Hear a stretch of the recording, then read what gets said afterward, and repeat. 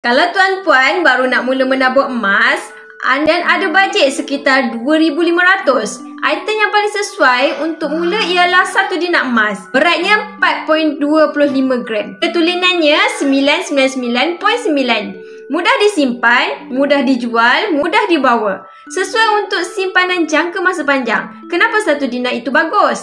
Sebab nilainya cukup besar untuk rasa bermakna, tapi masih mampu dicapai oleh ramai orang. Tapi kalau bajet belum sampai 2,500, tiada masalah. Kita boleh mula sikit-sikit melalui akaun Emascape. Mula serendah RM100, terus dapat grade emas dalam akaun. Bersandarkan 100% emas fizikal. Boleh dikumpul sampai cukup 1 dinar, 50 gram, 100 gram dan seterusnya. Yang penting tuan-puan, mulakan sahaja dulu 1 gram pertama. Itulah yang akan membawa kepada 10 gram, 50 gram, 100 gram dan 1 kilogram akan datang. Kalau nak mulakan simpanan emas, boleh klik link bio untuk saya bantu tuan-puan sebaiknya.